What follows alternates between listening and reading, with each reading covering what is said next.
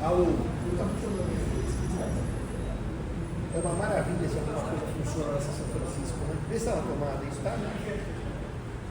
Tem coisa embaixo, não está ligado. A senhora aí,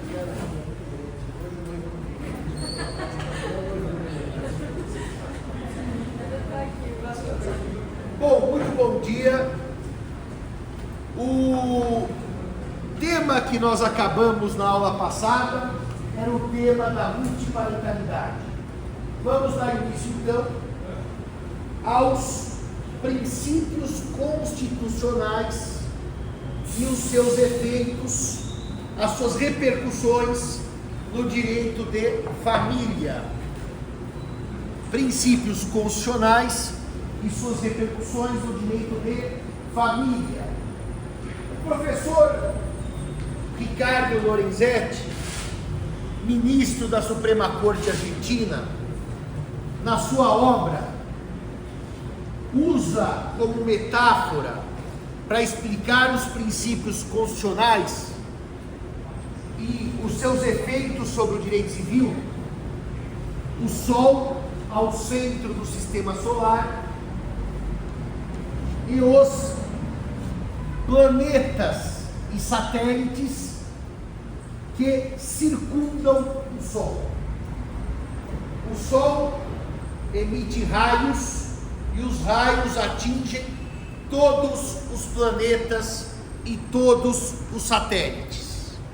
Para o direito civil, nós temos a seguinte ideia: a Constituição ocupa o centro do sistema jurídico e as leis e os códigos, que também são leis por óbvio, vamos chamar de leis esparsas, e os códigos recebem da Constituição o influxo principiológico e, portanto, os princípios constitucionais atingem a legislação e permitem uma interpretação a partir dos princípios, a partir do texto constitucional. Essa escola do direito civil constitucional, na Itália, tem por expoente Pietro Peruggieri. No Brasil, ela conta com 3 grandes professores: o professor Paulo Lobo, o professor Gustavo Tepedino e o professor Luiz Edson Fachin. Paraná, Alagoas / Pernambuco e Rio de Janeiro.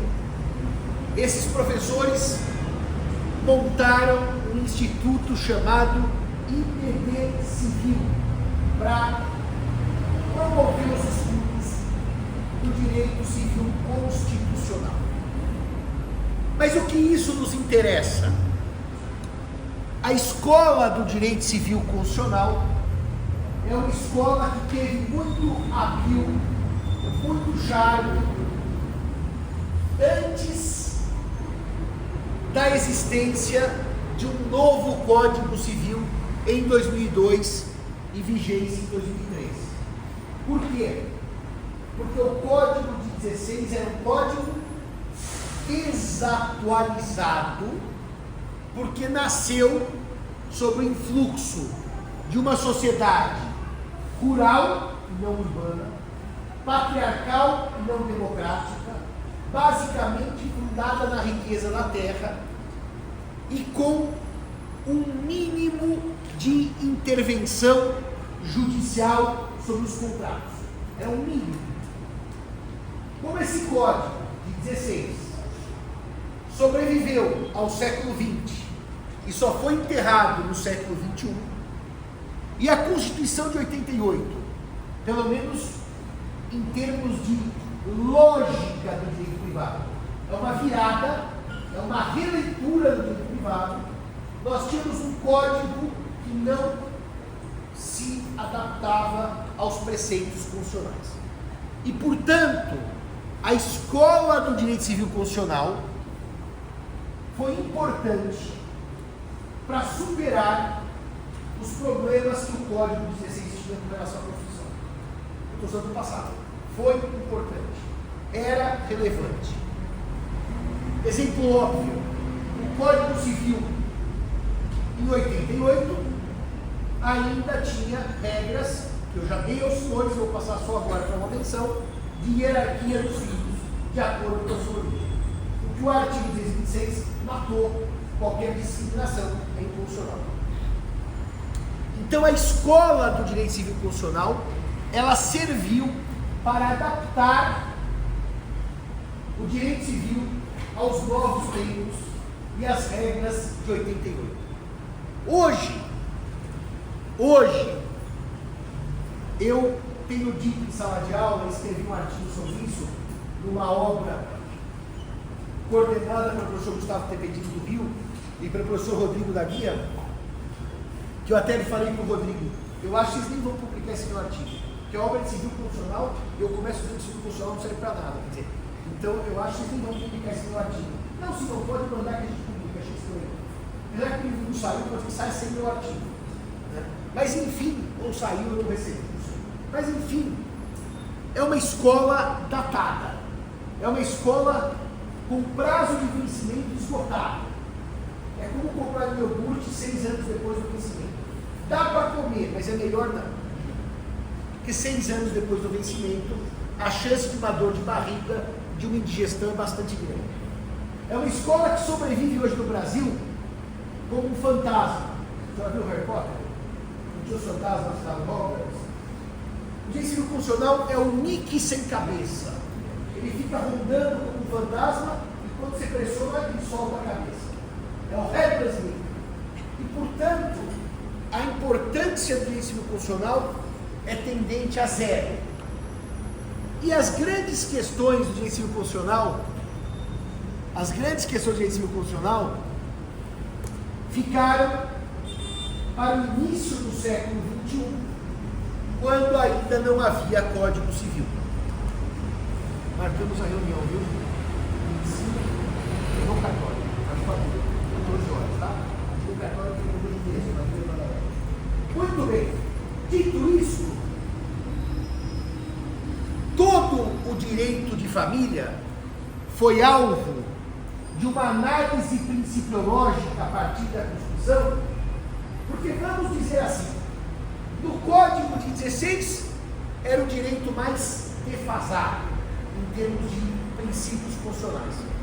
Desigualdade entre homem e mulher, desigualdade entre filhos, casamento indissolúvel, porque no Código não tinha divórcio, divórcio lá em 77.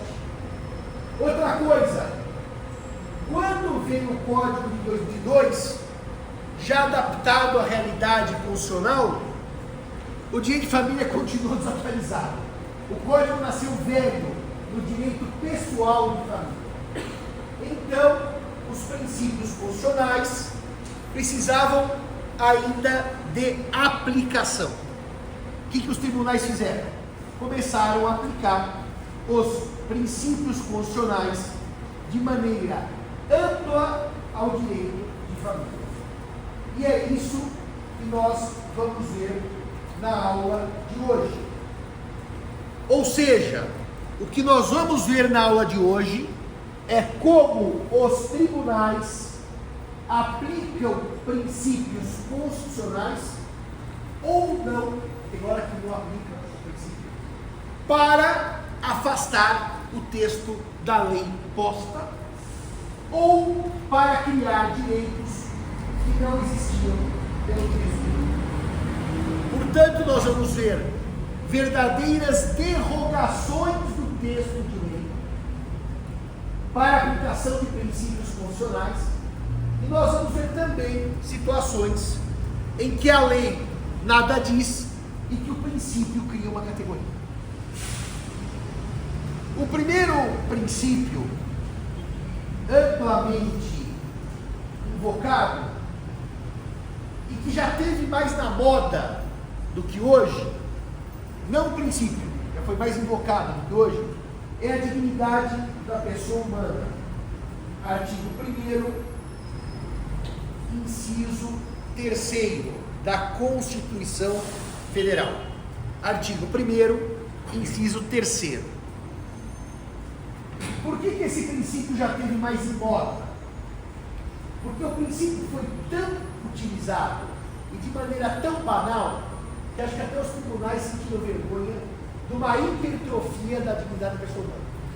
Há um julgado famosíssimo do STJ que um condômino não paga o condomínio e é proibido de usar a piscina. E a liberação de uso da piscina se dá graças à dignidade da pessoa humana.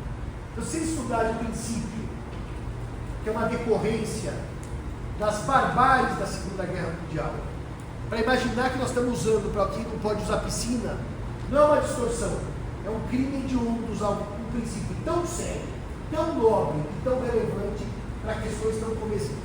Então o próprio judiciário ficou com vergonha de usar o princípio até para briga de vizinho, brigou com o vizinho, dignidade da pessoa humana, quebrou o elevador, dignidade da pessoa humana, não tem microfone, dignidade da pessoa humana, a sala é barulhenta, horrível, dignidade da pessoa humana. Podemos invocar inclusive para trocar de sala, que é uma vida indigna estudar nessa sala. Então o STJ ficou com vergonha desse uso irrestrito e deu uma reduzida. Mas eu quero dar 2 exemplos onde a dignidade da pessoa humana foi ventilada pelos tribunais para aplicação de normas jurídicas. O primeiro exemplo é o exemplo que eu já dei aos senhores e, portanto, só vou mencionar, não vou aprofundar, do abandono paterno-filial. A ideia é que, em havendo abandono paterno-filial, há um ataque direto à dignidade da pessoa humana e, portanto, a indenização por abandono afetivo decorre do fato de eu afrontar esse princípio. Quem é abandonado por seu pai ou por sua mãe tem uma vida indigna. Por que o princípio aqui não é relevante? Por que o princípio aqui não é relevante? Porque está entre os deveres do casamento, sustento, guarda e educação dos filhos. E é dever de todo pai sustentar e ter convívio com o filho. Então não precisa chamar de dignidade humana. Basta invocar o Código Civil e dar o mesmo resultado: indenização por abandono afetivo. O segundo desdobramento da dignidade humana no direito de família é um outro tema que eu já trabalhei aqui e, portanto, eu vou ser sucinto. A história do bem de família de pessoa solteira. Já trabalhei aqui. Porque quando se discutiu a proteção da Lei 8.009 do bem de família, alguns credores defendiam a tese de que não se aplica a proteção do bem de família à pessoa solteira, porque o solteiro não é família. Mas os tribunais, invocando a dignidade da pessoa humana, davam esse direito, dizendo: eu não sou menos digno de casa por ser solteiro. Portanto, é um dos aspectos da dignidade humana ter moradia. E, portanto, eu tenho direito à moradia sendo solteiro. Também aqui o princípio não precisava ser invocado. Se fizéssemos uma análise teleológica, finalística do bem de família, nós saberíamos que é uma proteção do mínimo existencial. Então, deixa eu invocar a dignidade humana. O mínimo existencial garante moradia. Portanto, a dignidade humana não é diretamente o fundamento para se garantir bem de família a pessoa solteira. Mas os tribunais usaram até a edição daquela famosa súmula, já citada por mim em aulas anteriores, que é a súmula 364 do STJ, que garantiu bem de família a pessoa solteira, viúva, divorciada, etc. Ou seja, a proteção da garantia de um mínimo existencial é espelhada no que nós chamamos de bem de família, que talvez pudéssemos dar um nome mais correto, para espelhar o instituto, que seria direito à moradia como um direito fundamental e se espelha na sua impenhorabilidade. O segundo princípio, que foi amplamente invocado pela doutrina no início dos anos 2000, é o princípio da solidariedade familiar. Primeiro, dignidade da pessoa humana. Segundo, solidariedade familiar. Artigo 3º, inciso 1º da Constituição, fala em solidariedade social. Artigo 1º, inciso 3º. E desta solidariedade social, a doutrina familiarista tira a solidariedade familiar. Vou voltar para os senhores a 1993. Não havia lei protegendo a união estável. Só havia lei protegendo o casamento. A união estável não era mencionada em nenhuma lei especial. A minha cliente, à época, eu era estagiário, 40 anos morando com o marido, companheiro, que era casado, mãe do filho dele. Ele chega um dia e diz assim: Maria Angélica, estou trocando você por uma mais nova. Coisa de novela, depois da vida real. Manda a mulher às favas, sai de casa e definiu seu romance com uma mulher mais nova. Problema, ela não trabalhava. Era uma mulher naquele modelo dos anos 50. Ficava em casa cuidando do filho da família. Ela não tinha como pagar as contas da casa. E ele foi embora e viveu seu amor com uma mulher mais jovem, 93. Não existia lei garantindo alimentos aos companheiros, só aos cônjuges. Como é que a gente conseguia alimentos aos companheiros? A gente invocava o princípio constitucional. Repare como o princípio era usado para criar direitos onde não existia. A gente usava o princípio da solidariedade familiar, decorrente da solidariedade social, para pedir alimentos. E eu entrei com a ação por ela, pedindo alimentos, com base no texto direto da Constituição, que não tinha lei civil, garantindo alimentos entre companheiros. Essa mulher terminou a união estável em 93. Em 94 veio a lei que dava alimentos aos companheiros. 8971/94. Só que a união estável dela acabou antes da lei. E a lei não retroage para atingir uma situação pretéria. Resultado: pedir alimentos fora de Santo Amaro, 93. Impossibilidade jurídica do pedido, tomei na cabeça. Recorri para o TJ. Impossibilidade jurídica do pedido, tomei na cabeça. Tomei na cabeça. Hoje falar que companheiro ou companheiro não tem alimentos é como falar que a terra não é redonda. Naquele tempo era uma peripécia jurídica com os alimentos companheiros. E aí eu dizia assim, na apelação: olha, veio a lei de 94, deu o direito, mas a sua universidade, a sua cliente, acabou antes e a lei não retroage. Vai vendo o que era advogado nos anos 90, direito raiz. Levei para o STJ para dizer que o companheiro tem direito a alimentos por influxo direto do princípio constitucional. Ganhei ou perdi? Ganhei. E consegui alimentos para ela. Eu não sei quando morreu até chegar na STJ. Porque naquele tempo, em Ilho Tempo Dixit Esso, eram 10 anos para chegar na STJ. Porque o processo ia literalmente no lombo da mula, certo? Para ele atravessar do João Mendes ao tribunal, existiam carrinhos, uns 600 processos, que as pessoas ficavam correndo de um lado para o outro. Se atropelasse, perdia aquele grupo de processos. Muito bem. As uniões homoafetivas que não tinham disciplina legal, não tem até hoje, porque ainda não se diz na lei união homoafetiva. Como é que eu conseguia algum efeito jurídico para as uniões homoafetivas? Mediante invocação do princípio da solidariedade familiar. Vocês reparem que esses dois exemplos que eu estou dando para vocês mostram como o direito civil constitucional foi importante. Mas hoje, os dois exemplos estão no direito posto. É verdade que a união afetiva é regulamentação do CNJ, mas a união heteroafetiva já tem regulamentação própria. Daí, houve um problema em 2010. Se os senhores abrirem a Bíblia dos alimentos, a Bíblia, o livro que era a última palavra em alimentos dos anos 90, e início dos anos 2000, é o livro do professor Youssef Said Carrara. É a Bíblia dos alimentos. Qualquer dúvida de alimentos se resolve. Era aquele manual de alimentos completo. E você tinha um problema. Chegava no seu escritório, um homem ou uma mulher, normalmente eram as mulheres, e dizia assim: doutor, eu me divorciei e preciso de alimentos. Divorciei, preciso de alimentos. Posso pedir alimentos? Não. Bíblia do Carrara. O divórcio põe fim ao vínculo. E se eu não pedir alimentos enquanto estava casado, eu não posso pedir divorciado.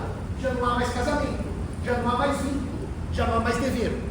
Então, como é que funcionava naquele tempo? Antes do divórcio sair, a gente pedia alimentos, para que o vínculo gerasse o efeito do dever de sustento. Se o vínculo era rompido, dançou, não tem alimento. Isso era jurisprudência e doutrina, e não havia questão. Se a mulher não pedisse os alimentos antes do divórcio, ela não podia pedir depois. Bom, 2010, emenda constitucional 66. O que eu chamei, contei para os senhores, de divórcio vapt-vupt, entre e sair divorciado. Problema. Se eu vou ter um divórcio vapt-vupt, e se o divórcio é um direito potestativo e irresistível, a mulher, que era aquela que ainda pedia alimentos nos anos 2000, ela teria que, antes de contestar o divórcio, pedir os alimentos, sob pena do juiz romper o vínculo vapt-vupt e ela perder direito aos alimentos pós-divórcio. Só que o que aconteceu na prática? O divórcio começou a sair rapidamente. E aquelas mulheres que precisavam de alimentos começaram a pedir alimentos pós-divórcio. O que era impensável até 2010. O juiz extinguia sem citar o marido. E a partir do influxo desse princípio, solidariedade familiar, os juízes flexibilizaram essa lógica para permitir alimentos pós-divórcio. Porque se o divórcio ficou vapt-vupt, eu não posso impor ao cônjuge que seja vapt-vupt para pedir os alimentos. Então admite-se hoje pedidos de alimento pós-divórcio. Se eu falasse isso aqui, nessa classe do tipo de família, em 1994, no tipo de família, era reprovação na prova.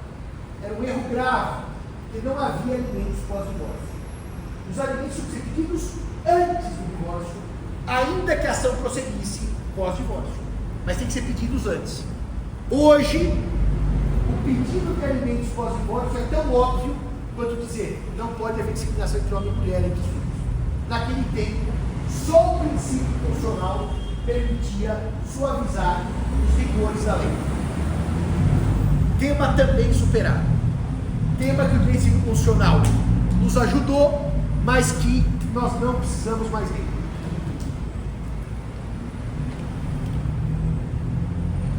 Já que a doutrina vinha derrogando lei, alguns autores resolveram ser mais ousados, literalmente negar vigência à lei vigente.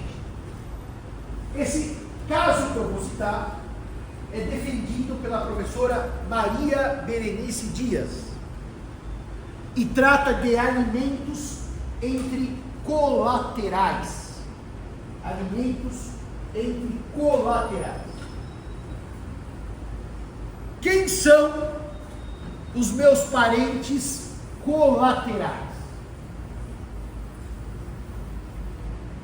Nós temos o seu pai, que é o seu ascendente, nós temos o seu avô, ascendente em primeiro grau, ascendente em segundo grau, nós temos o tio, e nós temos o irmão de A. Qual que é o grau de parentesco entre A e o seu irmão? Da linha colateral. O pai, primeiro grau, o irmão, segundo grau. Sobe e desce.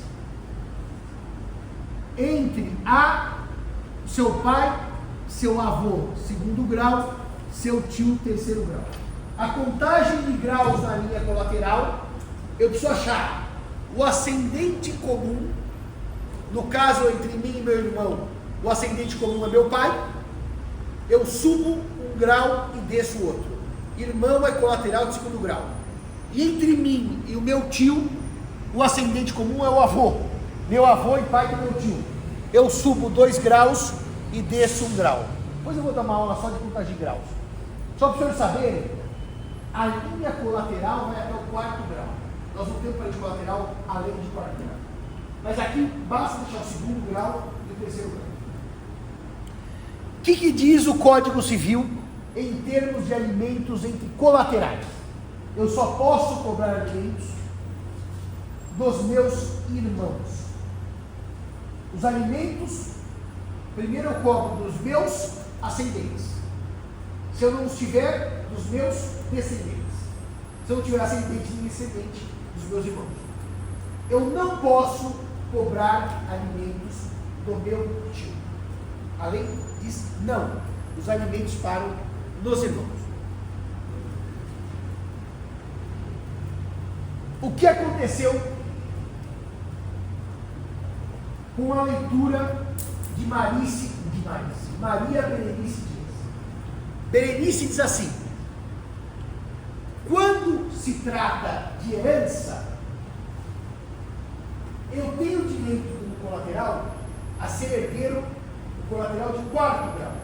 Vocês vão ver também na minha aula própria, nessas últimas aulas do curso, que eu dou a sucessão do colateral.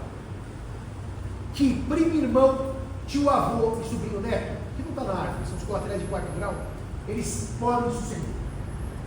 Berenice diz assim: se o colateral pode suceder até 4º grau, deveria poder pagar alimentos até 4º grau. Porque quem tem bônus tem que ter ônus. O que Berenice sugere é que o princípio da solidariedade familiar afasta a aplicação do texto de lei. E apesar de o Código Civil dizer alimentos só podem ser cobrados dos irmãos, eu posso cobrar dos tios. Derrogação da lei pelo princípio constitucional. Derrogação da lei pelo princípio constitucional. A doutrina escreve, os advogados propõem a demanda, certo? O judiciário julga. É assim que funciona. E esses casos, com base na Maria Berenice, chegaram ao STJ. E o STJ tinha que dizer o seguinte: o preceito constitucional da solidariedade familiar afasta o texto expresso do Código Civil ou não? Ou seja, o STJ tinha que responder: posso cobrar alimentos de tios ou para os irmãos? Era essa a pergunta. Se o senhor fosse chutar, o que fez o STJ sobre o tema? Permitiu cobrança dos tios ou disse não, está errada a Berenice para os irmãos? Eu já disse isso em aulas pretéritas. Lembra-se que eu lhes contei de 2 tias que pagavam alimentos para os sobrinhos, porque o pai tinha se divorciado, que o STJ disse que é um ato de humanidade, caridade, mas não um ato jurídico? O STJ disse não, ninguém vai além dos irmãos. Parou, meu filho. Não permitiu-se cobrar dos tios. Mas, porém, contudo, entretanto, todavia, há um caso que eu tenho ciência, no interior de São Paulo, que eu acho que até Ribeirão Preto. São Carlos.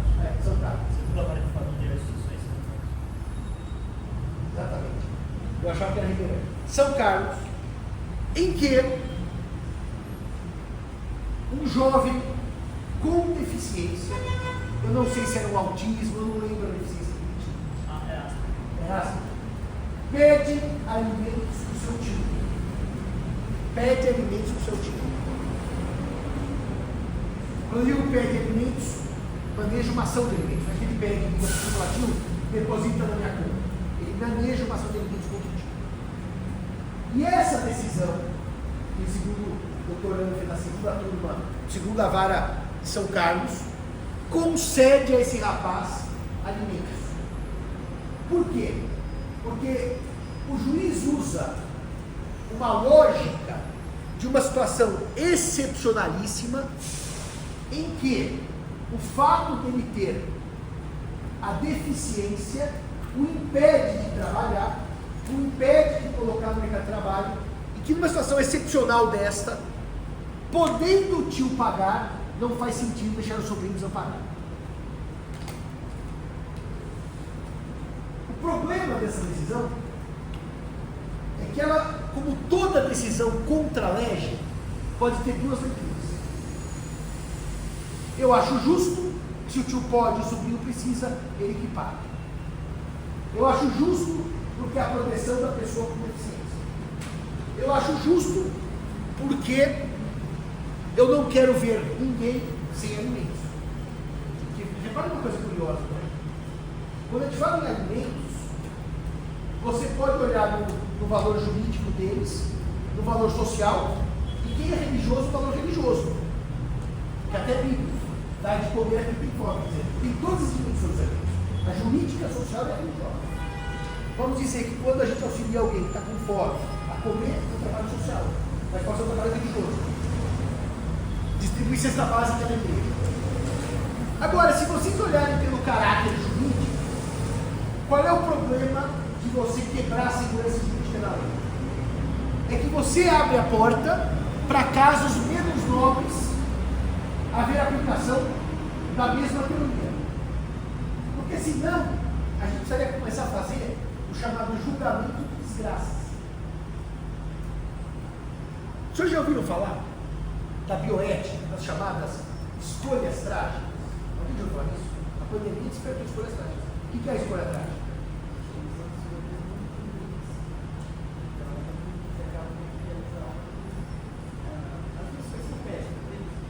Em que situação que a gente teve que ir? Aliás, foi notícia da Folha de São Paulo do UOL. Em que situação da pandemia nós tivemos que realizar escolhas trágicas? Aliás, na cidade onde a pandemia espalhou pela Europa, o que aconteceu? Não havia equipamento para todo mundo receber a respiração, a intubação, certo? E eles precisaram escolher. Alguém vai ter que morrer. Quem morre sempre antes? Mais velho sobre o mais novo. Quem morre sempre antes? O gordo sobre o magro. Então, velho, gordo e careca como eu estava morto no primeiro dia. Eu já não teria opção nenhuma. E agora, dizem que o Tesla, quando tiver que escolher quem que atropela, vai ter que atropelar alguém. Direção automática, sem motorista. A programação vai dizer, mata primeiro velho e depois jovem. Primeiro doente, depois saudável. Como é que o Tesla vai descobrir quem é doente? E quem é saudável? Então, o problema dessas escolhas justiceiras é que a justiçaria pode virar problema. Porque daí eu começo a desenvolver uma categoria de escolhas trágicas. Quando a faculdade de Ribeirão foi criada, havia um número grande de pedidos de pessoas que queriam vir de Ribeirão para cá por transferência. Passavam lá no vestibular e queriam vir para cá. E eu estava na comissão de alunos, antes de 2013, e nós tínhamos que julgar quais pedidos nós consideraríamos motivados com justiça para vir para cá. E vira e mexe, a decisão era entre pai com câncer e pai desempregado. Quer dizer, eu preciso cuidar do meu pai porque ele está morrendo de câncer. Ou preciso dar comida para o meu pai porque ele está desempregado e trabalha em São Paulo. E daí eu disse para a comissão de graduação, essas escolhas trágicas que nós estamos fazendo aqui, é eleger qual desgraça é maior. O que não tem graça nenhuma. O que não tem graça nenhuma. O que não tem nenhum tipo de beleza nessa decisão. E essas decisões justiceiras, elas fazem justiça. O rapaz recebeu alimentos. Mas, na verdade, quando a lei civil não contempla, o que deveria haver num país civilizado? Assistência social pública. Se ele não tem pais para pagar alimentos, nem filhos e nem irmãos, não é atingindo o tio contra a lei que vai resolver o problema, é com assistência social governamental. Então, no Brasil, como nós vivemos um país de distorções, a gente resolve no privado. Eu não sei se vocês viram outro dia, eu detesto essa televisão que não seja séria. Detesto. Um programa de bicho, de natureza. Mas quando eu faço companhia para minha mãe, 2, 3 vezes por semana, ela fica ouvindo jornal. O que é o missário das tragédias. Jornal Nacional. De como sair do deprimido em 30 minutos. Aquilo é um horror. E estavam contando de uma moça que foi levar um cão na pet shop e foi sequestrado no estacionamento da pet shop. O segurança da pet shop percebeu, acharam o cadastro dela que ela tinha acabado de fazer a compra, ligaram para o marido rastreou o celular e salvaram a moça no cativeiro 3 horas depois. Entrevistou a loja. O que a loja diz? A loja diz assim: nós sempre tivemos seguranças, só que eles ficavam rondando. Agora nós vamos duplicar o número de seguranças para pôr um parado numa porta e outro parado na outra para evitar isso. Toda vez que o Estado não faz a sua parte e transfere ao particular, isso já existiu e não deu certo. Isso já existiu e não deu certo. Enfim, o princípio da solidariedade familiar foi utilizado nesse caso da pessoa com deficiência para receber alimentos. Muito bem. Você, isso não afasta totalmente os alimentos dos filhos. A gente foi isso aí, expresso? Não para afastar, mas tem uma discussão do Paulo Esposa, que ele até falou que ele estava indo de Uber do Senado, E agora foi a vida da Uber? Não. Ele falou para o Uber que o Uber talvez precisasse pagar alimentos, o Uber começou a gritar, e aí ele falou que era para ajudar isso. Na comissão, já sei o que você está falando. Não faz a hora da Cláudia para fazer Uber, não? Na comissão de reforma do Código Civil, a professora Berenice tentou emplacar essa tese, de aumentar os alimentos do colateral até 4 grau. Dizendo assim, se eles recebem herança, eles pagam alimentos. O problema é que a hora que eu mostrar para vocês como o 4 grau recebe herança, é praticamente hipotético. É raríssimo essa coisa. Então ele ia saber o quê? Onerar o colateral para pagar alimentos e não receber herança do mesmo jeito. E daí nós tivemos um grande debate e que venceu a manutenção de que o colateral até 2º grau paga alimentos, 3º e 4º não paga alimentos. Próximo princípio constitucional, igualdade dos filhos. Parágrafo 6º do artigo 227 do Código Civil. 227 do Código Civil. Quarto princípio, igualdade entre homens e mulheres. 226, parágrafo 5º do Código Civil. 226, parágrafo 5º da Constituição Federal. O CPC de 2015 não reproduziu a regra que dava mais trabalho debater nesse momento da aula, que era o foro privilegiado da mulher casada. O artigo 100, inciso 1º do revogado CPC dizia que nas ações de família a mulher tinha foro privilegiado. Com a Constituição de 88, até 2015, foram décadas de debate nos tribunais se o foro privilegiado da mulher casada feriria ou não a Constituição Federal e se ele podia ou não existir. Prevalecia o entendimento, pré-2015, pré-abolição desta regra, que sim, que a mulher casada ainda tinha a vantagem do foro privilegiado por uma razão social.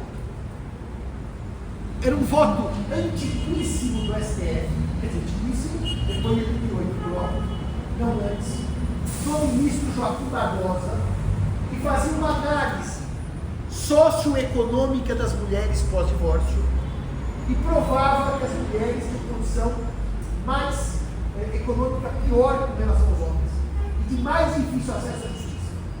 Então prevalecia a tese até 2015 que a mulher casada tinha foro privilegiado nas ações de família. essa regra não foi reproduzida e o CPC de 2015 não traz mais, portanto, uma regra em que a mulher casada tem algum benefício quanto ao foro. Existe proteção atualmente com relação ao foro na Lei Maria da Penha para a mulher vítima de violência doméstica. Aí sim existe uma proteção especial, mas não por ser casado, por ser vítima de violência.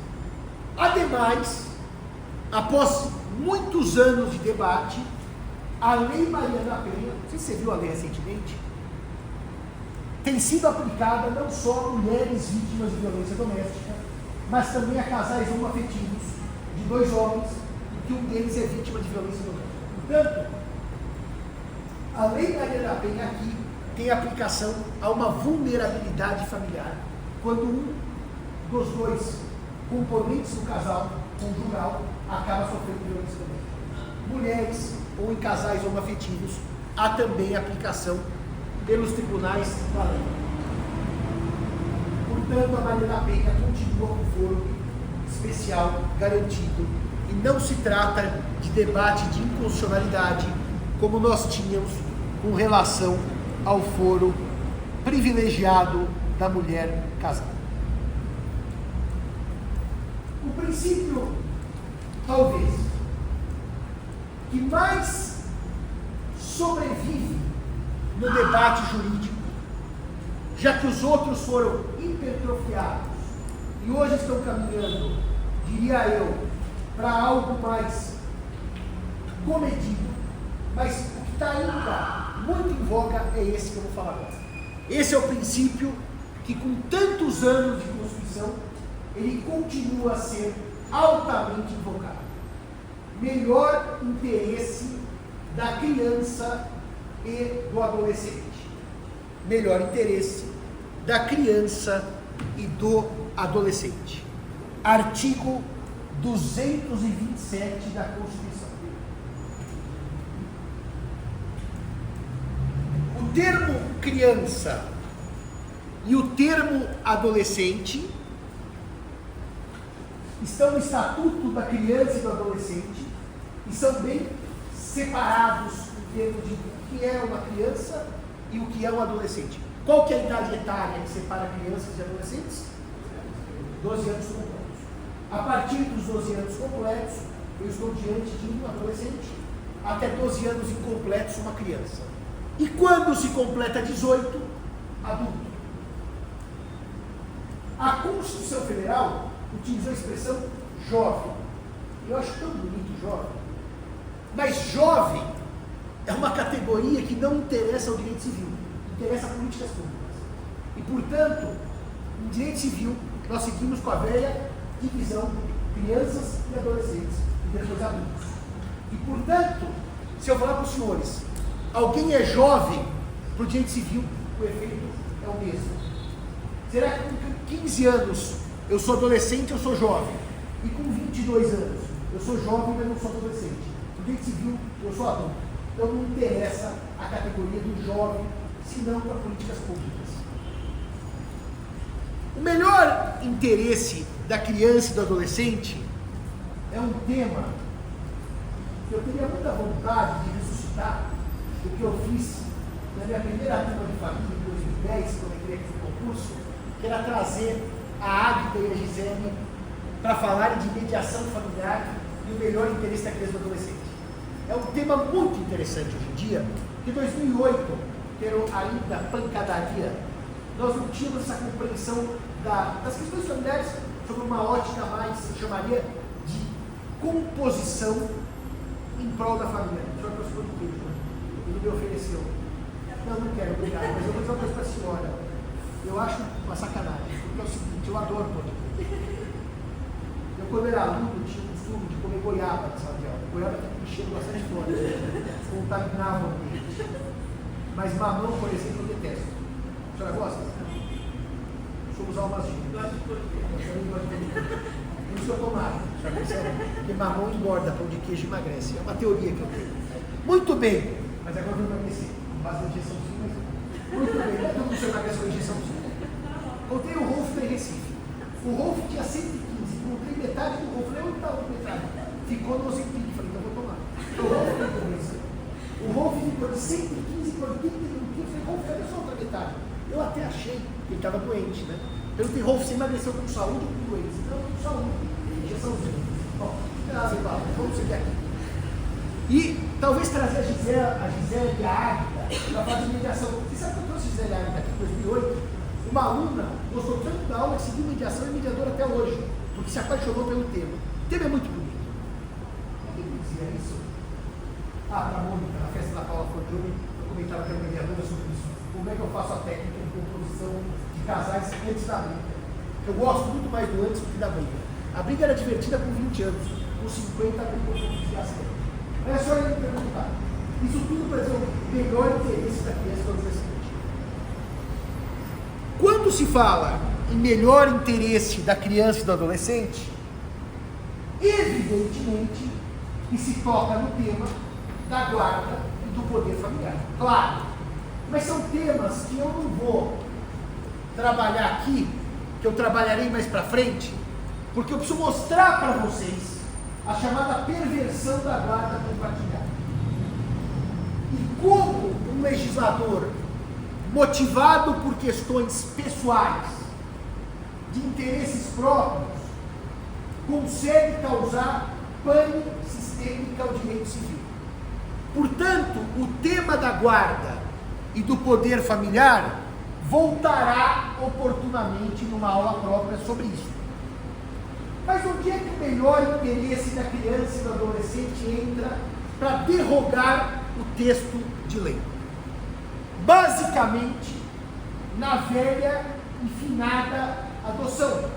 Porque finada, em grande parte, foi substituída pela sócio-afetividade, como já expliquei aqui. Vou dar alguns exemplos em que o melhor interesse foi usado pelo STJ para derrogar o texto de lei.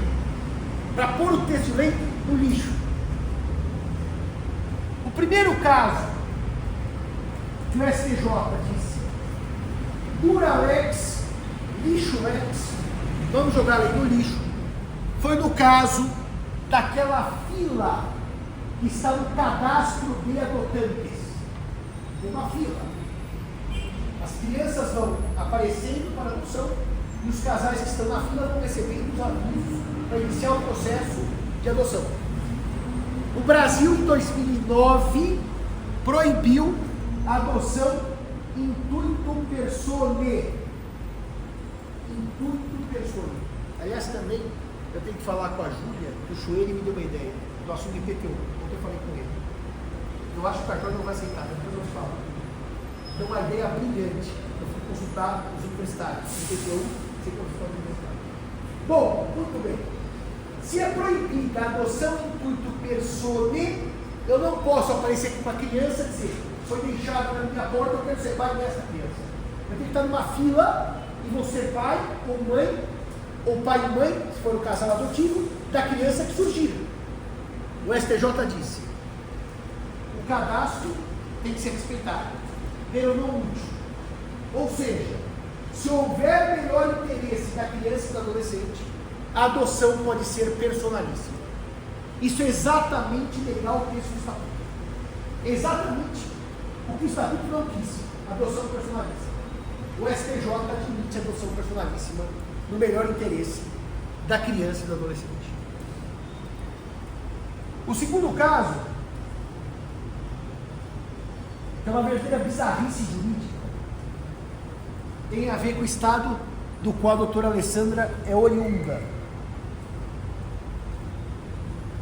Sim. Como chama a sua cidade? Porto Alegre. É lá de Minas Gerais. Se eu quero adotar uma criança que tem pai e mãe, dois vivos, e ambos vivos, eu não posso adotar sem que haja prévia destituição do poder familiar. Ou seja, eu destituo o pai e a mãe do poder familiar e adoto, sob pena de um usucapir filho alheio. Qual é a expressão? Usucapir filho alheio. Então, o procedimento é assim. Essa criança foi abandonada.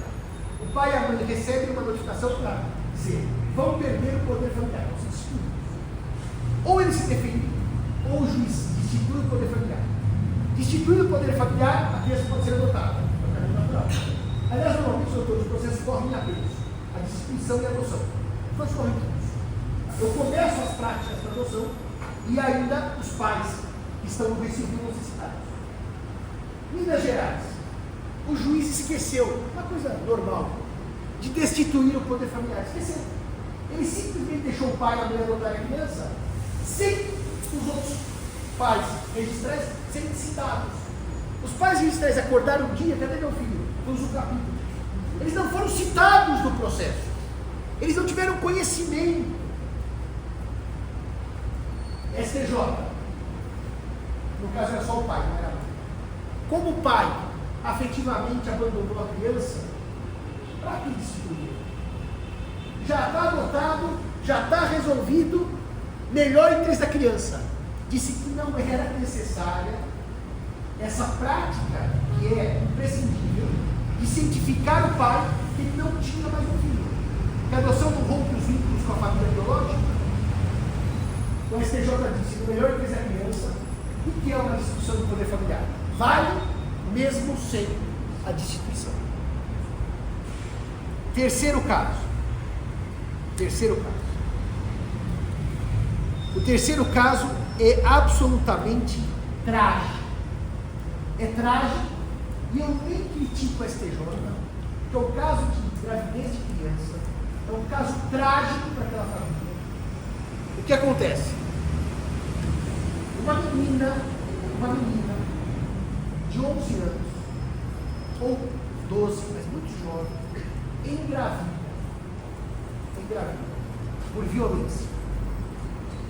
A criança nasce e, portanto, tem uma mãe biológica de 12 anos. Os avós, pais dessa menina, pretendem adotar aquela criança para que seja a filha deles, e não da sua filha que tem 12 anos. Qual é o problema? O Estatuto da Criança e do Adolescente proíbe a adoção de avós para com netos, proíbe. E proíbe a adoção de irmãos. Eu não posso adotar um irmão ou uma irmã. Por quê, gente? Olha a confusão no seio familiar. Se o avô adota o neto, ele passa a ser pai do seu neto, certo? E a sua mãe, irmã do seu filho. Isso é uma confusão no âmbito familiar que o ECA não quer. Neste caso, se tratando de uma situação trágica de uma criança com 11 anos que é violentada e que nasce um bebê, o STJ permitiu que os pais dela adotassem aquela criança como filho deles, contra o texto do ECA. E daí a senhora vai me perguntar: no melhor interesse de quem? Me parece que tudo. Da mãe da criança que com 12 anos tem pouca chance de exercer uma maternidade consciente é uma criança, e da criança que nasce daquela moça vítima de violência. Portanto, o STJ permitiu avós adotando. O quarto caso, que também é bizarro, e que aí não havia violência doméstica, e que não havia absolutamente nada, foi o seguinte: dois irmãos, Maria e Antônio, têm uma criança que eles criam como filho. Aquela criança é criada por Maria e por João, que são irmãos. Os irmãos poderiam pedir a adoção? Não. Se dois, vamos lá, a adoção imita a vida, certo? Se João, irmão de Maria, e Maria, irmã de João, adotassem, seriam dois irmãos pais de uma criança. Isso teria um cheiro de incesto. A lei não permite a adoção por dois irmãos. Qual que é o caminho nesse caso? Um adota, adoção lateral, e o outro cuida como se pai fosse. Mas não os dois adotarem juntos. O que acontece? Há um pedido de adoção de dois irmãos. Irmão e irmã querem adotar a mesma criança.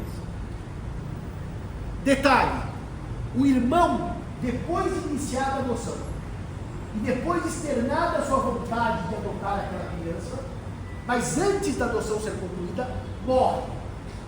A irmã está viva e o irmão adotante morre. O STJ admitiu a adoção por irmãos. Por quê? Porque se o pai adotivo morreu no curso do processo, o que acontece, doutora? Quando o STJ diz é pai, ele não é pai, como o perguntou hoje, ex nunc. Ele é pai ex nunc, então aquela criança herda.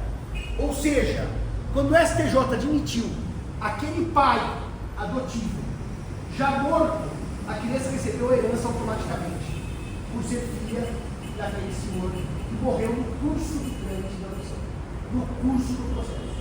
Então ele ganhou uma mãe viva e um pai já falecido e a herança. Isso também é contra o texto do Estatuto da Criança e do Adolescente. Qual o princípio invocado? Melhor interesse da criança e do adolescente. Quinto caso. O quinto caso é o caso bonito, bem aplicado no princípio. É o caso que desdobra na guarda do filho da cantora Cássia Eller e que desdobra no direito de visita dos avós. Quando a cantora Cássia Eller faleceu, ela vivia em relação homoafetiva já há bastante tempo com a sua companheira e ela tinha um filho, à época criança. E quando se decidiu a respeito da guarda e tutela do filho da cantora, o judiciário tinha duas opções. Uma, seguir o texto frio do Código Civil e dar a guarda do filho da cantora, o Francisco, para os pais da cantora. Pela ordem de tutela do Código Civil, os tutores primeiros são os avós. Só que a Justiça do Rio de Janeiro entendeu que, no melhor interesse do menino, a guarda deveria ser da companheira da cantora, porque a criança já vivia com a família da cantora, ou seja, com a companheira, e tinha uma relação saudável. E, portanto, o judiciário afastou a regra do Código Civil e a criança ficou sob guarda e tutela da companheira da cantora Cássia Eller. Isso gerou o enunciado, se não me engano, 334 do CJF. E a segunda coisa, que gerou depois a alteração do artigo, vou até botar o artigo aí, 1589 do Código Civil, 1589 do Código Civil, é o direito de visita dos avós. Enunciado 333 do CJF. O direito de visita dos avós era um pleito muito antigo nas varas de família. Por quê? Às vezes, o pai abandona a família, não exerce o direito de ver os próprios netos, os próprios filhos, mas os seus pais querem ver. E aí como é que fica? Se os avós não têm direito de visita, como é que eu posso exercer se o meu filho sumiu no mundo ou não quer exercer? Esse direito de visita, garantindo aos avós, indica que se os avós não se derem bem com o filho ou a filha, os pais da criança, eles têm um direito que independe do direito de visita dos pais. É um direito autônomo de visita. É claro que na prática, se os avós pedem visita e o pai já tem a visita, é um problema que todo mundo não pode exercer, às vezes no mesmo dia. Ou pode. O juiz pode conciliar os direitos de visita dos avós e do pai, ou dos avós com a da mãe. Mas o direito de visita dos avós, ele é autônomo. O termo visita é grandemente criticado pela doutrina. A doutrina gosta de chamar de direito de convívio. Porque visita parece aquela coisa, sabe? Vou visitar você para tomar um café. Algo descompromissado. E convívio é algo compromissado. Tanto que no projeto 4/25 do Senado, nós tiramos o termo visitas. É direito à convivência ou ao convívio. Isso fica mais claro que o direito ao convívio não é marcar uma visita para ver um jogo de futebol e ir embora. É um comprometimento na formação das crianças. E os avós têm esse direito, sim, se eles convivem, eles também se comprometem com a educação das crianças. Mesmo porque os avós podem pagar alimentos, se demorados. Os alimentos chegam dos avós. Vamos ver isso na aula de alimentos. Acho que vai ser a última de família. Vamos ver, né? Conforme o cronograma anda, né, Alessandra? Tudo bem. Na outra turma começou com o casamento. O casamento começa semana que vem. Não precisam ficar ansiosos. A gente termina o afeto e começa o casamento.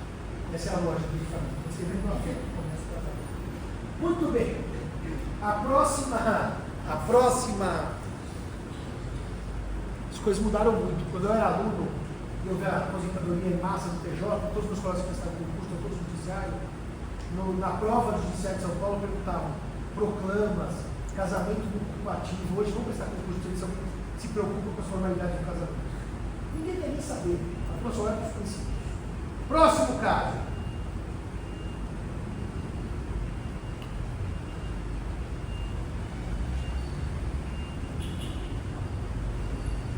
Ô, Alessandro, eu falo da guarda compartilhada agora ou falo mais para frente?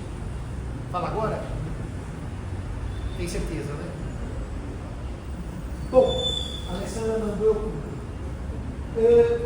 a guarda e o poder familiar não se confundem. Os artigos 1583 e 1584 do Código Civil, que cuidam da guarda, eles já tiveram dias melhores, 1583 e 1584, porque eles tiveram a redação original do Código 2002, a primeira alteração em 2008 e a segunda alteração em 2014, que é a atual redação dos Códigos. 2002, Código de Vigência 2003. 2008 houve a primeira reforma e 2014 a segunda reforma. Foi essa que eu fui chamado pela Comissão de Constituição e Justiça do Senado para fazer as minhas críticas à reforma. Quer dizer, eu achei que era críticas, só esqueci de me contar que era uma grande comissão para aplaudir as reformas. E quando eu comecei a falar, eu pensei que ninguém gostou do que eu estava falando, todo mundo queria que eu faça a reforma. Mas não me avisaram, eu fui falar os pontos negativos, fazer as críticas. Resultado, saí de lá apedrejado por todo mundo, e a única coisa que eles aceitaram foi tirar, como chama? Custódia de filho. Eu falei, tem custodiado, é preso e título de terra. O resto não tem custódia. Custodiar filho é uma coisa horrorosa, nem animal a gente custodia. Tiraram uma palavra e o resto mantiveram a tragédia que está aí na lei, que é da guarda compartilhada. Bom, se a guarda está nos artigos 1583 e 1584, o poder familiar não está no capítulo da guarda. Não está. O poder familiar tem um capítulo próprio no Código, em que o Código diz quais são os direitos dos pais com relação aos filhos. Portanto, poder familiar só pode ter o pai ou a mãe. Ninguém mais tem poder familiar. Guarda pode ocorrer pelo pai e ou mãe ou por terceiros. Poder familiar, artigo 1634. 1634. Guarda 1583, 1584. No que consiste essa diferença entre guarda e poder familiar? Eu vou dar a técnica e depois a lei, que é a perversão da técnica.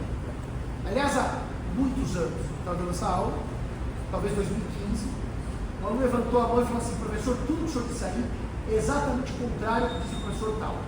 Leu o livro dele. Então, para evitar exatamente algum tipo de mal entendido, a técnica e depois a lei, que não é técnica. A técnica. O que é o poder familiar?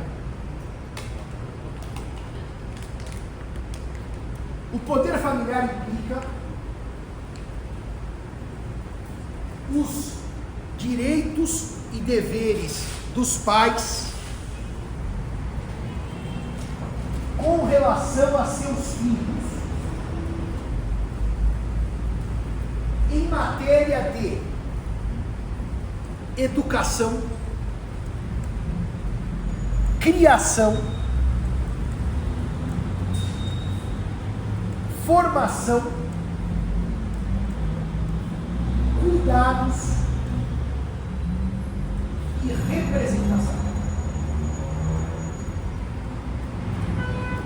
Poder familiar, portanto, implica decisão quanto à vida dos filhos. Simão, não seria melhor, ao invés de usar poder, que parece que é um ato de abuso, de autoridade, de força, dever parental, ao invés de poder familiar? Eu tinha essa dúvida, mas quando há muitos anos Gisele Groeninga defendeu seu doutorado aqui na casa com a professora Giselda, eu participei da banca da Gisele, e a Gisele tem formação de psicanalista, então ela fez direito de psicanálise. A tese é muito boa, a tese é excelente. E ela vai dizer que a partir da noção de Foucault de poder, o poder não é olhado sob a ótica de quem o exerce, mas sob a ótica de quem recebe o poder. E, portanto, o poder deixa de ser criado de autoritarismo para olhar o destinatário do poder. Só um parênteses aqui. Quando eu fui fazer aquele curso, quando eu coordenei aquele curso de livros animais em Portugal em 2019, que eu passei 6 meses lá dando aula, assistindo aula nesse curso de livros animais, uma das coisas que eu disse é que a ideia de poder sobre o animal é olhando o destinatário do poder, uma criança ou adolescente. Eu não olho quem exerce, eu olho o destinatário. Portanto, o termo poder não é necessariamente ruim se eu mudar o foco de leitura. O termo dever, ele é mais fraco do que poder. Mas se quiser usar dever, hoje está mais na moda, os deveres parentais. Ou autoridade. Autoridade, por exemplo, autoridade. Autoridade, dever, poder. A Karine ligou ontem para mim e falou: Simão, o que é coabitação? É morar junto ou transar? É transar, mas todo mundo usa para morar junto. Desde canônico. Então tem alguns termos que vão sendo pervertidos pela história. O termo é poder familiar. O termo não é dever nem autoridade. Mas como o poder é uma coisa feia, nós ficamos então com a autoridade. Decisão sobre: meu filho vai ou não tomar remédios alopáticos? Poder familiar. Meu filho vai ou não fazer esportes? Poder familiar. Meu filho vai ter uma educação religiosa ou não? Poder familiar. Meu filho pode viajar ou não sozinho de ônibus? Poder familiar. Meu filho vai precisa de autorização para se casar porque ele não tem 18 anos. Poder familiar. O poder familiar é o que dá a formação, a educação, a constituição daquela pessoa em formação que é a criança ou adolescente. Portanto, a guarda não é o que dá poder de decisão sobre a vida da criança ou adolescente. É o poder familiar. Porque se assim fosse, imaginemos que um rapaz mantém relação sexual com uma moça e nasce uma criança. Ele nunca se casou, ele nunca teve um estágio, mas ele é pai. O fato de ele não ter, entre aspas, o convívio físico que a criança mora na casa da mãe, ele é menos pai para saber as notas da criança na escola, para decidir os tratamentos de saúde da criança? Claro que não. Ninguém é mais pai ou menos pai por conta destas questões que eu chamaria de presença física da criança. Se assim fosse, a mãe tem a guarda, o pai tem direito ao quê? A informação do que está acontecendo? Não, ele decide. Ele tem o poder familiar. Quem não decide? Quem foi destituído pelo poder familiar. Quem perdeu o poder familiar. Uma das coisas mais horríveis que eu vi na minha vida foi uma fotografia, uma revista, de uma criança, que era uma menina, talvez de 10 anos, à beira de uma estrada federal, o pai ao lado, uma plaquinha dela. Vende-se. Ele estava vendendo a filha para a justiça. Evidentemente que neste caso ele tem que perder o poder familiar, destituído. E daí não manda. Não faz sentido alguém que perde o poder familiar continuar mandando. Mas, se o pai e a mãe têm o poder familiar, as decisões são de ambos. O que gera um problema.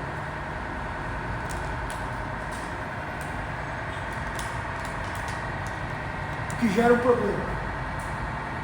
Se o poder familiar é de ambos, o que muda ter a guarda da criança ou do adolescente? O que muda ter a guarda da criança e do adolescente? Guarda, tecnicamente, é convívio. Guarda, tecnicamente, é contato com a criança e com o adolescente. Guarda, portanto, é a ideia de estar junto com a criança e com o adolescente. Eu não decido a escola do meu filho ou da minha filha sozinho porque tenho guarda. Eu preciso consultar a mãe da criança ou o pai da criança. Eu não decido uma cirurgia de hérnia da criança sozinho porque tenho guarda. Eu vou consultar o pai ou a mãe da criança. A guarda, tecnicamente, não gera decisões unilaterais sobre a vida da criança. Daí os senhores vão abrir o texto do Código Civil, e ele vai dizer exatamente o contrário. Porque o texto foi feito por uma associação de pais separados, chamada APASE, do interesse dos pais separados. Então o texto de lei é um texto pervertido. E aí, o mistério da guarda compartilhada, que segundo a lei está resolvendo os problemas, é que quem tem guarda compartilhada decide igualmente sobre a vida dos filhos. O que é um erro, porque não é a guarda que dá poder decisório, é o poder familiar. Mas o texto de lei induz o destinatário da norma, artigos 1583 e 1584, a pensar que quem tem guarda unilateral decide. E se a guarda for compartilhada, ambos decidem. Isto é um equívoco na interpretação da lei. Quais são as espécies de guarda que nós temos propostas pela doutrina? 4 ou 3, Alessandro? Guarda lateral, guarda compartilhada, guarda nidal e como chama aquela outra? Alternada, são 4. 4. Guarda unilateral. Um dos pais, normalmente a mãe, tem a residência da criança ou do adolescente consigo, e o pai tem direito de visita. Direito de visita, ou é chamado de convivência, em que normalmente ele vê o filho a cada 15 dias, em fins de semana alternados. Como é que funciona a guarda lateral? O pai, normalmente, sexta-feira, busca os filhos na casa da mãe e os restitui no domingo à noite. Tem os fins de semana alternados, senhor. Metade das férias da criança com o pai, metade das férias com a mãe. Está pronta a fórmula do justiça. Aniversário do pai, com o pai. Aniversário da mãe, com a mãe. E da criança? Um ano com o pai, outro ano com a mãe. Um ano com o pai, outro ano com a mãe. Natal. Um ano com o pai, o outro com a mãe. Ano novo, ao contrário. Se passou o Natal com o pai, passou o ano novo com a mãe. E a cada ano se altera. Essa é a chamada guarda unilateral. A criança tem uma residência e tem um convívio muito maior, normalmente, com a mãe. O convívio com o pai é muito inferior.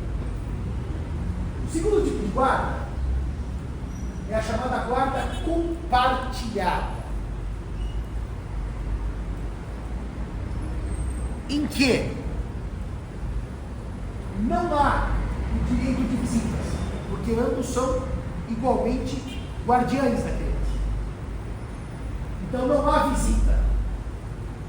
E na guarda compartilhada há um maior convívio do filho com aquele que tradicionalmente ficaria afastado desse convívio, e normalmente é o pai. Guarda compartilhada não implica duas coisas. Primeiro, não implica dupla residência. Não implica. A doutrina perverteu esse conceito e depois eu vou fazer a crítica à doutrina.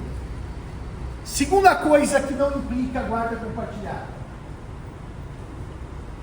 Não implica dupla residência e não implica divisão idêntica de tempo entre pai e mãe. Por exemplo, eu pego a semana, né? Segunda a domingo, são 7 dias. 7 dias, manhã, tarde e noite, são 21 períodos. Não tem que ser assim, 10 com o pai e 11 com a mãe, para dar equilíbrio. A divisão não é matemática do tempo. Ela é diante do melhor interesse da criança ou adolescente. Portanto, não é assim. A criança tem, sei lá, 50 horas semanais, tem que ser 25 pai e 25 com a mãe. Não é esse a conta. Bom, na guarda compartilhada, normalmente, ao contrário da guarda unilateral, o pai tem convívio com a criança e o adolescente durante a semana. Ou seja, não é um pai de fim de semana. Normalmente ele tem 1 ou 2 dias que ele janta com a criança, tem normalmente a responsabilidade de pegar a criança na escola, levar a criança ao esporte, ao médico, ao psicólogo. Portanto, o pai está convivendo durante a semana com o seu filho ou com a sua filha.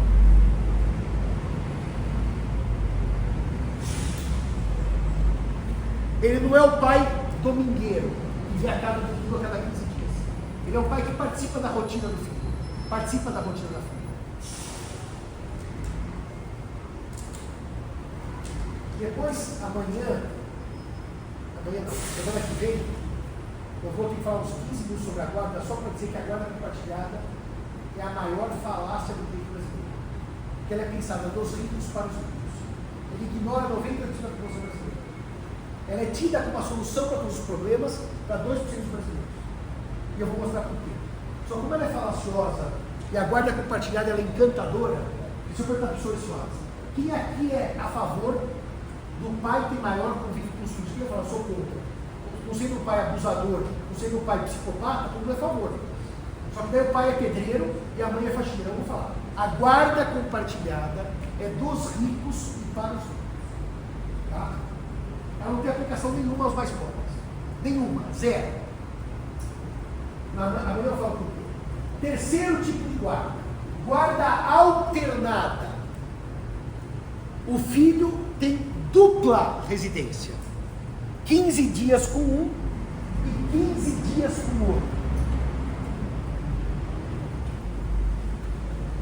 Alternado, ele tem 2 casas. Passa 2 semanas com o pai, 2 semanas com a mãe. Essa guarda era tida como destruidora da formação da criança e do adolescente. Que em cada uma das casas há uma forma de gerir a vida da criança. Isso era um horror. Isso era detestado pelos psicólogos. Quando eu estive em 2018 na Bienal de Jurisprudência em Coimbra, O modelo português sempre foi de guarda alternada, com duas casas. O professor Guilherme de Oliveira, que me convidou para palestrar lá, perguntou: professor Simão do Brasil, eu disse, isso aí é vetado. Vem os tempos, aliás, vamos destacar hoje, mudam-se os tempos, mudam-se as vontades, passamos por uma pandemia, certo? Hoje a guarda alternada é amplamente praticada pelos casais. O que era o demônio passou a ser algo amplamente praticado pelos casais. Sabe por quê?